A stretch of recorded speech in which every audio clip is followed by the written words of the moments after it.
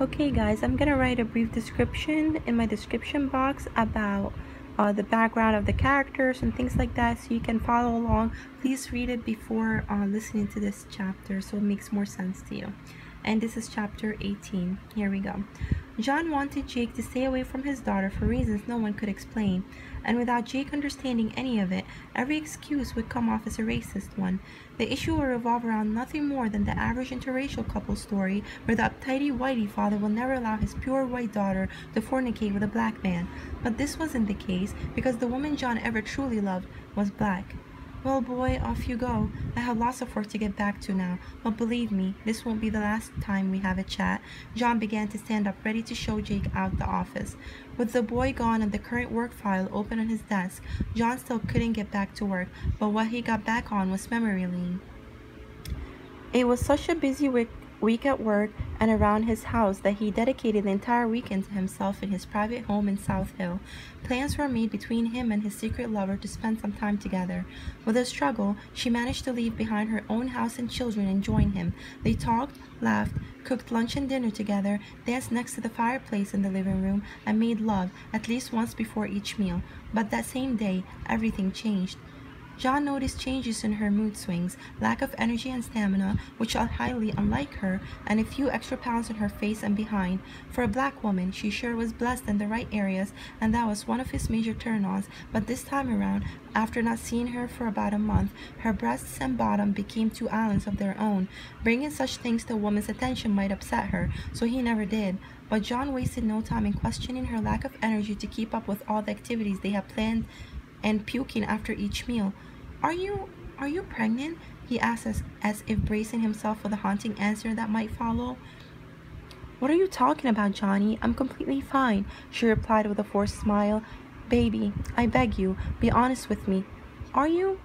Oh, Johnny, she said, getting up to walk away from him. And what if I am? Ain't like he or she will be yours. She wasn't so sure herself if this statement was true or not, and it began to terrify her.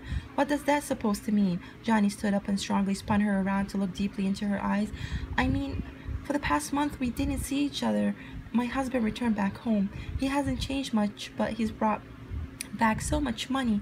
The kids are so happy with him around, and he's been providing what we need. Of course, in return, he'd expect sex from me, and I gave it to him. Believe me, Johnny, I couldn't get you out of my head, but a woman like me is got to do what she's got to do to survive. Oh, shut up, woman. For God's sake, shut the hell up. How could you bring yourself to do this to me? To us. I gave you all the money you needed and more. I loved you. I love you. He slowly let go of her arm and let his body drop back onto the sofa. Listen, Johnny, she began with a sigh. I love you too. I already feel guilty for loving another man more than my husband. To me, you feel more of a husband than he ever was, but we shouldn't have started this. What were we thinking? It had to end at some point, not because of us, but because couples like us can't survive in a society that forbids their love. It's best to just let it end now. I'm pretty sure this baby's my husband's. I think this time he'll be here to stay, and I want the family we have to work for the sake of my kids. I can't believe this. I can't believe you, woman. How could you give up this easily? If you ever loved me and not my money, you wouldn't dispose of me this heartlessly. John tried his best to suppress his tears, but they ran down his fiery red cheeks regardless. Johnny, can't you feel my pain? Don't you see how this decision is killing me too? And you have a family too, Johnny. Don't you care about your wife and child despite the problems you're facing? My wife and child, she said. That bastard child, you mean? Well, he isn't mine, and that prostitute of a woman thinks I didn't find out about it. I was going to confront her the day I met you, but what we shared together softened my heart, and I couldn't destroy the boy's life this soon. I've been raising him as my own, but you're right. Enough is enough. I've had enough of it all. I'm about to lose everything now, he sobbed. And just like that, the two lovers cried the night away and made love one last time before the woman left John asleep and sneaked outside, blending into the dark night, and made her way back home by dawn. When he woke up, his heart felt empty, and without turning his head back to check on her, he knew she was gone. On his way to his own family, John had made up his mind to tell his wife everything, to expose her secret and his.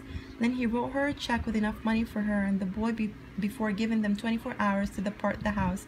Within the next 6 months, they were divorced.